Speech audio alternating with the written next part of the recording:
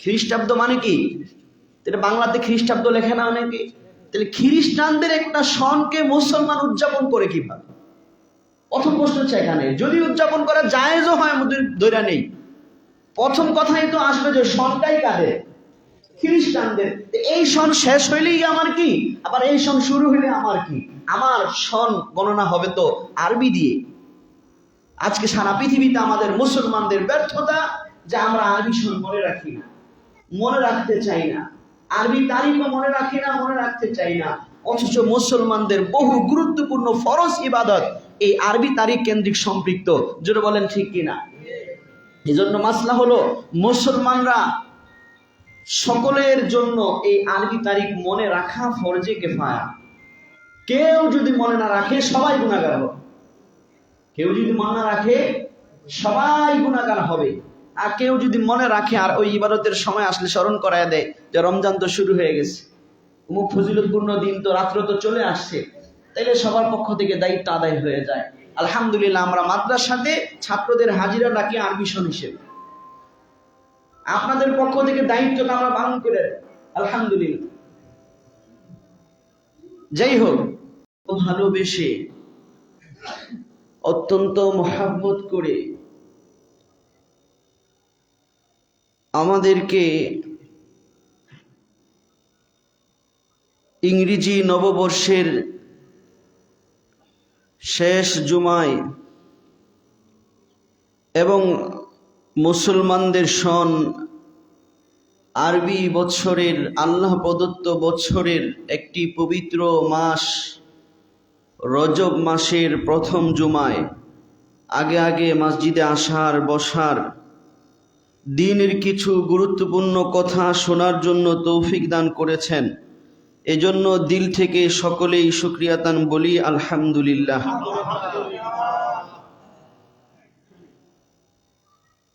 আমরা জানি আল্লাহ পাক এই পৃথিবীতে মানুষকে সৃষ্টি করেছেন এবং একটি সংক্ষিপ্ত সময়, সংক্ষিপ্ত হায়াত দিয়ে আল্লাহ পাক মানুষকে পৃথিবীতে পাঠিয়েছেন। এজন্যই সময় এবং হায়াতকে বলা হয়ে থাকে আল ওয়াক্তু হুয়াল হায়াত, যে সময়ই আসলে জীবন, সময়টাই কি মানুষের জীবন। সেই হিসেবে মানুষের জীবনের প্রতিটি সময়, প্রতিটি মুহূর্ত, প্রতিটি সেকেন্ড অতিবাহিত হয়ে যাচ্ছে মানে তার জীবন শেষ হয়ে যাচ্ছে। যদিও বছরের সংখ্যা হিসেবে বছর বাড়ে, মূলত আমার জীবন কি করতেছে? কমতেছে। সেই হিসেবে এই যে মানুষের জীবনের একটা পরিবর্তন, মানুষ যেন তার জীবনের সময়টাকে হিসাবে রাখতে পারে, এই হিসাব রাখার জন্য আল্লাহ পাক মানুষের জীবনকে একটা বছরের ভিতরে আবর্তন করেন। কোরআনে আল্লাহ পাক বলেছেন লিতাআলামু আদাদাস সিনিন, যাতে করে তোমরা বছরের হিসাব জানো। এর জন্য আমি চন্দ্র এবং সূর্যকে 12 মাসের ঘূর্ণয়মান করে সৃষ্টি করেছি। বাকি আল্লাহ পাকের পক্ষ থেকে যেই সনটাকে আসল সন হিসেবে এবং যেই 12 মাসকে আল্লাহ পাক পৃথিবীর এই বছরের হিসাবে যে নির্ধারণ করেছেন, সেটা হচ্ছে চন্দ্র বৎসর। চাঁদ কেন্দ্রিক হিসাব করে যে বছরের গণনা করা হয়। সেজন্য আল্লাহ পাক পবিত্র কোরআনের সূরা তাওবা এর 36 নম্বর আয়াতে বলেছেন ইন্না ইদ্দাতাশ শুহুরি ইনদাল্লাহি 12 শাহরান ফি কিতাবিল্লাহ ইয়াওমা খালাকাস সামাওয়াতি ওয়াল আরদ। যেদিন থেকে আল্লাহ পাক আসমান এবং জমিন সৃষ্টি করেছেন, সেদিন থেকেই আল্লাহ পাকের কাছে বছরের মাসের হিসাব হচ্ছে 12 মাসের। বলেন সুবহানাল্লাহ। 12 শাহরান ফি কিতাবিল্লাহ, আল্লাহর তাকদীরের কিতাবের মধ্যে লৌহে মাহফুজে এটা লিপিবদ্ধ হয়ে গেছে যে দুনিয়াতে বছর হবে কয় মাসের। এরপরে বলেছেন মিনহা আরবাতুন হুরুম, সেই 12 মাস থেকে 4টা মাস খুব বেশি সম্মানিত। বলেন সুবহানাল্লাহ। এই সম্মানিত মাসগুলোর নাম কোরআনে নাই, যেহেতু কোরআনের ব্যাখ্যা স্বরূপ আল্লাহর রাসূলকে আল্লাহ তাআলা পৃথিবীতে পাঠিয়েছেন। সহিহ হাদিসে আল্লাহ রাসূল বিদায় হজের ভাষণে সেই মাসগুলোর নাম বলেছেন যে মিনহা আরবাআতুন হুরুম, যেই 4টা মাস সম্মানিত, ওই 4টা মাস হচ্ছে যুলকআদাতি ওয়া যুলহিজ্জাতি ওয়াল মুহাররম ওয়া রাজাবু মুদারিল্লাযী বাইনা জুমাদা ওয়া শাবান। ওই কোরআনে বর্ণিত বিশেষ সম্মানিত 4 মাস হচ্ছে জিলকদ মাস, জিলহজ মাস, মুহাররম মাস, আর আরেকটা হচ্ছে ওই মাস যেই মাসটা জুমাদুল উখরা এবং শাবান মাসের মাঝখানে, তথা আজকে আমরা যেই মাসে উপনীত হয়েছি এই রজব মাস। বলেন সুবহানাল্লাহ। তাহলে সেই হিসেবে মুসলমানের বছর গণনা হবে কোন মাসে? আরবি মাসে। এটি আল্লাহ প্রদত্ত ফয়সালা। কিন্তু এখন পৃথিবীতে খ্রিস্টানরা, বিধর্মীরা অর্থনৈতিকভাবে, রাষ্ট্রীয়ভাবে তাদের ক্ষমতা, তাদের প্রভাব প্রতিপত্তি এমন ভাবে বেড়েছে যে অনেক সময় বাধ্য হয়েও আমাদের তাদের সনের তারিখ মনে রাখা লাগে। এটা প্রয়োজনের খাতিরে আমরা রাখবো, কিন্তু মুসলমান তার বছর গণবে আল্লাহর শিক্ষা অনুযায়ী আরবি মাস হিসেবে। জোরে বলেন ঠিক কিনা? এটা চাইলেই পারা যায় যে না, আমার আল্লাহর পক্ষ থেকে মাস তো জানুয়ারি না, আমার আল্লাহর পক্ষ থেকে মাস তো ফেব্রুয়ারি না, আমার আল্লাহর পক্ষ থেকে মাস তো বৈশাখ জ্যৈষ্ঠ আষাঢ় না, আমার আল্লাহর পক্ষ থেকে মাসটা হচ্ছে কি মুহররম, সফর, রবিউল আউয়াল, রবিউল সানি, জুমাদাল উলা, জুমাদাল উখরা, রজব, শাবান, রমাদান, শাওয়াল, জিলকদ, জিলহজ, এগুলো হচ্ছে আল্লাহর পক্ষ থেকে 12 মাসের নাম। সুবহানাল্লাহ। এই মাসটা যে চাঁদের ঘূর্ণনকে হিসাব করে করা হয়, এই চাঁদের ঘূর্ণন কেন্দ্রিক 12 মাসকে আল্লাহ পাক পৃথিবীর শুরু থেকে বছর গণনার জন্য নির্ধারণ করেছে। সেই 12 মাসের একটি সম্মানিত মাসে আমরা উপনীত হয়েছি, যেই মাস আইসাই আমাদেরকে জানান দেয় যে সামনে আর মাত্র অল্প কিছুদিন পরেই রমজান মাস আমাদের কাছে আসতেছে। আমাদেরকে স্মরণ করায় দেয় যে রমজান আবার বছর ঘুরে চলে আসছে কাছে, একেবারেই সন্নিকটে। স্বয়ং আল্লাহর রাসূল সাল্লাল্লাহু আলাইহি ওয়াসাল্লাম এজন্য রজব মাস যখন আসতো, আল্লাহর রাসূল সাল্লাল্লাহু আলাইহি ওয়াসাল্লাম রমজান মাসকে স্মরণ করার জন্য, রমজান মাসকে কেন্দ্র করে আমলের জন্য প্রস্তুতি, মানসিকভাবে প্ল্যানিং করার জন্য আল্লাহ রাসূল নিয়মিত দোয়া করতেন, আল্লাহুম্মা বারিক লানা ফি রজাবা ওয়া শাবান ওয়া বাল্লিগনা রমাদান। যে আল্লাহ, আপনি আমাদেরকে রজব মাসে এবং সামনের শাবান মাসে বরকত দান করেন, আর আমাদের হায়াতকে রমজান পর্যন্ত পৌঁছায়া দেন। বলেন সুবহানাল্লাহ। কাজী এখন থেকে আমাদের প্রস্তুতি নিতে হবে যে রমজান আসতেছে, আমার সারা জীবনের যত রমজান গিয়েছে, আমার সামনের রমজানটা যেন সবচেয়ে শ্রেষ্ঠ রমজান হয়, সবচেয়ে বেশি আমলের মধ্যে কাটে, সবচেয়ে বেশি তাকওয়া পরহেজগারির মধ্য দিয়ে কাটে, সবচেয়ে বেশি জিকির তেলাওয়াতের মধ্য দিয়ে কাটে, সবচেয়ে বেশি দান সদকার মধ্য দিয়ে কাটে। এইভাবে প্ল্যানিং যদি, নিয়ত যদি করি আর আল্লাহর কাছে দোয়া করতে থাকি যে আল্লাহ আপনি পৌঁছায়া দেন, আমি নিয়ত করেছি এবারে রমজানকে আমি ভালোভাবে কাটাবো, বিগত বছরগুলোর চেয়ে ভালোভাবে কাটাবো। নিয়ত করলেন, যদি হায়াত নাও থাকে, এই নিয়তের এবং এই দোয়ার কারণে আমল নামায় দেখবেন যে একটা শ্রেষ্ঠ রমজানের আমল আপনার আমল নামায় উঠে গেছে। বলেন সুবহানাল্লাহ। কারণ বান্দা যখন নেক কাজের নিয়ত করে, আল্লাহ পাকের পক্ষ থেকে ফেরেশতারা 1 সওয়াব লিখে ফেলে। এরপরে যখন নেক কাজটা করে ফেলে, ফেরেশতারা সর্বনিম্ন আল্লাহর পক্ষ থেকে 10 লিখে। আল্লাহু ইউদাইফু লিমান ইয়াশা, আর আল্লাহ যাকে চান তাকে আরো বেশি বাড়ায়া দেন। বলেন সুবহানাল্লাহ। ওয়াল হাসানাতু বিআশরি আমসারিহা। সাধারণভাবে আল্লাহ পাক বান্দাকে এক নেক করলে ওই নেকের 10 গুণ সওয়াব লেখেন। বলেন সুবহানাল্লাহ।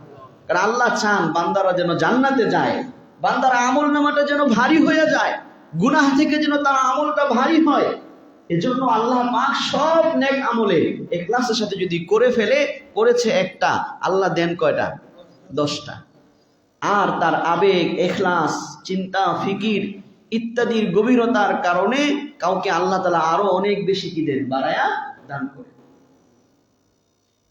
সেই হিসেবে এই রজব মাস থেকে আমরা নিয়ত করি যে ইনশাআল্লাহ আগামী রমজানকে আমি কিভাবে পালন করব, আমার পরিবারের মধ্যে রমজানের পবিত্রতা মহত্ব কিভাবে আমি বাস্তবায়ন করব, এই ব্যাপারে এখন থেকেই পরামর্শ ফিকির প্রস্তুতি নিয়ে থাকি। মানসিকভাবে ছেলে মেয়ে স্ত্রী বিবি বাল বাচ্চা এদেরকে বলে রাখি যে এবার রমজান কিন্তু আগের মতো চলবে না। এবারের রমজানে যারা রোজা কত রোজা রাখো নাই, এইবার কিন্তু কাউ রোজা রাখবে না, এরকম সুযোগ নাই। আগেই বলে দেন, আগেই বলে দেন গত রমজানে ঘরে টিভি চালু ছিল, এই রমজানে বন্ধ হয়ে যাবে। ওয়াইফাই চালু ছিল, এই রমজানে বন্ধ হয়ে যাবে। আগেই বলে দেন, মানসিকভাবে প্রস্তুতি নেন। তাইলে এটা আপনার রমজানের প্রস্তুতির জন্য একটা বড় সহায়ক, রমজানে ইবাদতে নিমগ্নতার জন্য বড় সহায়ক হবে। জোরে বলেন ঠিক কিনা? আরো নানাভাবে প্রস্তুতি নেওয়া যায়, আমি দুই একটা কথা বললাম। এইভাবে যদি আমরা প্রস্তুতি নেই, ইনশাআল্লাহ আমাদের আগামী রমজানটা হতে পারে আমাদের জীবনের শ্রেষ্ঠ রমজান হবে। আমরা সকলেই বলি আমিন। যেহেতু আমরা বর্তমান পৃথিবীতে বসবাস করি, পৃথিবীতে বর্তমানে বহু বিষয়, ব্যবসা বাণিজ্য, অর্থনৈতিক লেনদেন, বিভিন্ন শিক্ষা প্রতিষ্ঠান, অর্থনৈতিক প্রতিষ্ঠানের ছুটি ছাটা ইত্যাদি সব সূর্যবর্ষ তথা খ্রিস্টীয় বর্ষ ইংরেজি সনের আলোকে হয়ে থাকে। সেই হিসেবে আরো একটি ইংরেজি বছর আমাদের থেকে বিদায় নিয়েছে।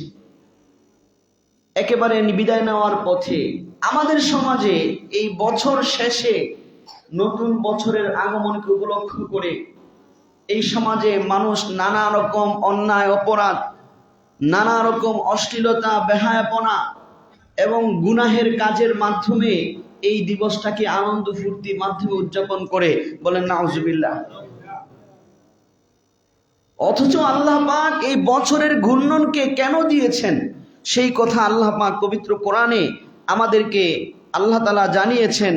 যে আয়াতটা আমি খুতবার মধ্যে আপনাদের সামনে তেলাওয়াত করেছিলাম, আল্লাহ পাক পবিত্র কোরআনের সূরা আল ফুরকানের ৬২ নম্বর আয়াতে বলতেছেন, ওহুয়াল্লাযী জাআলাল লাইলা ওয়ান নাহারা খিলফাতান লিমান আরাদা আন ইয়াযাক্কারা আও আরাদা শুকুরা।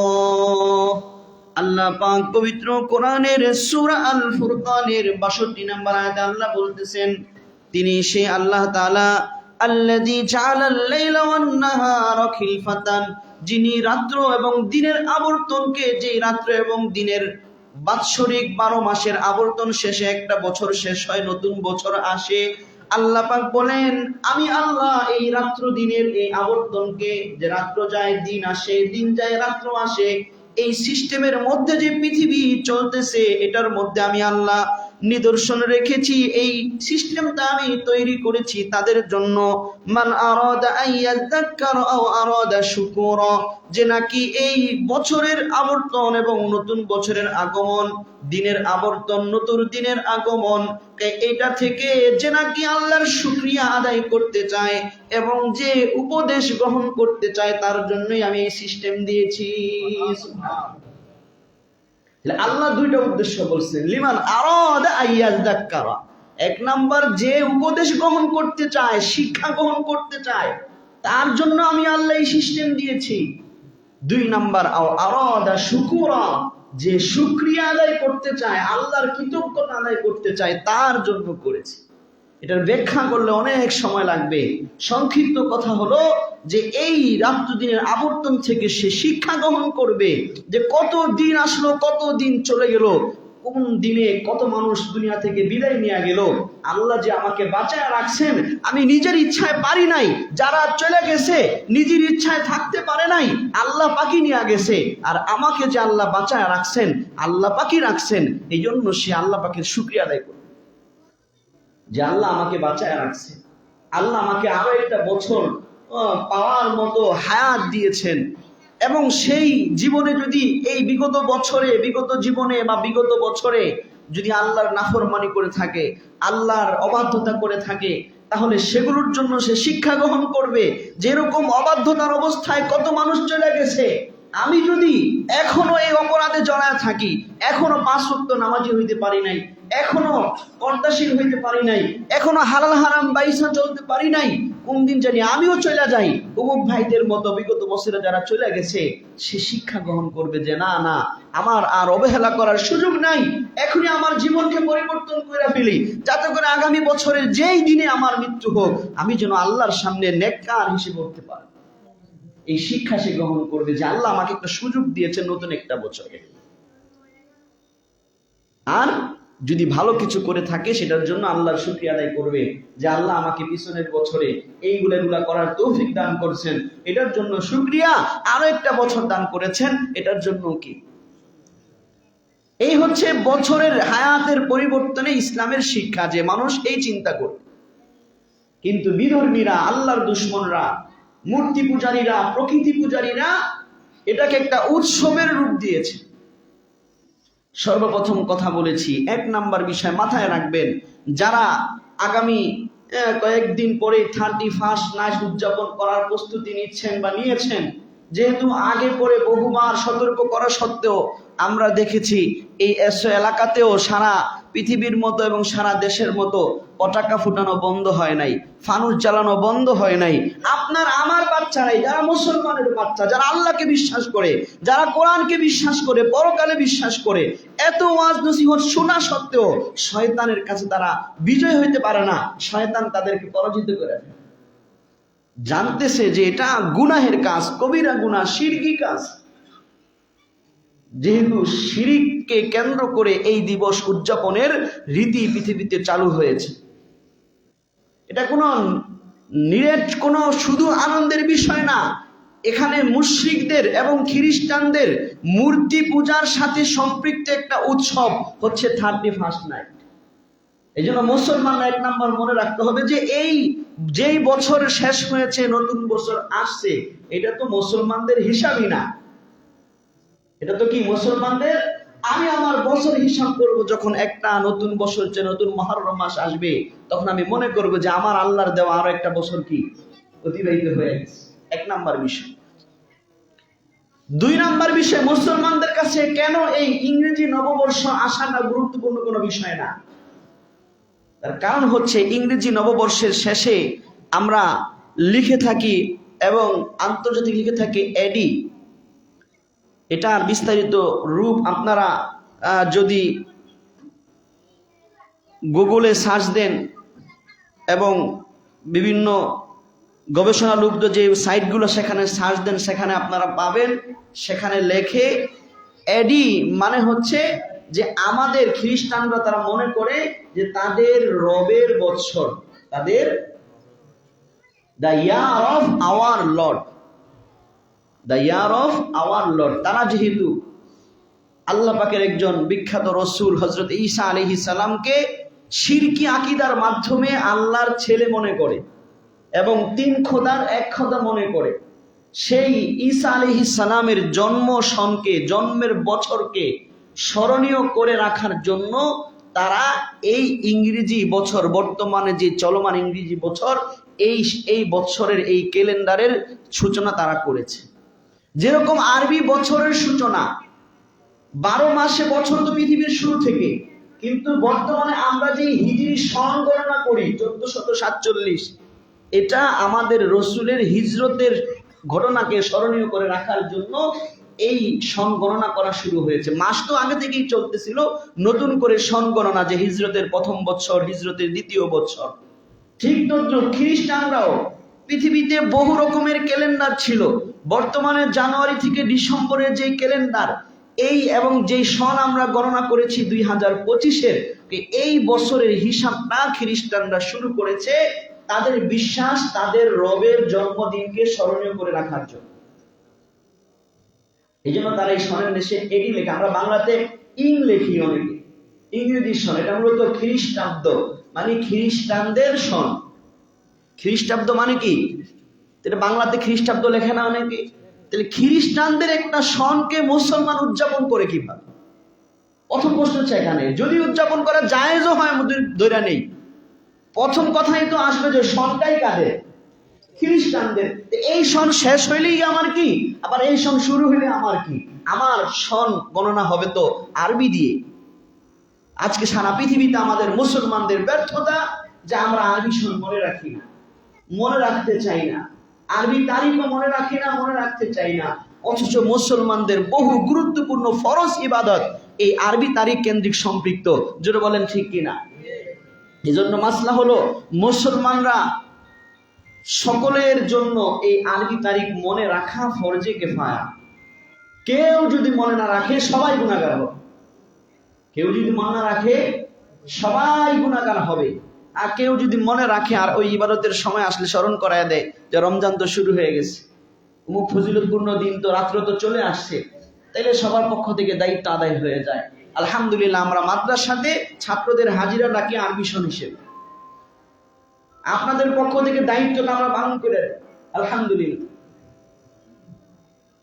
যাই হোক,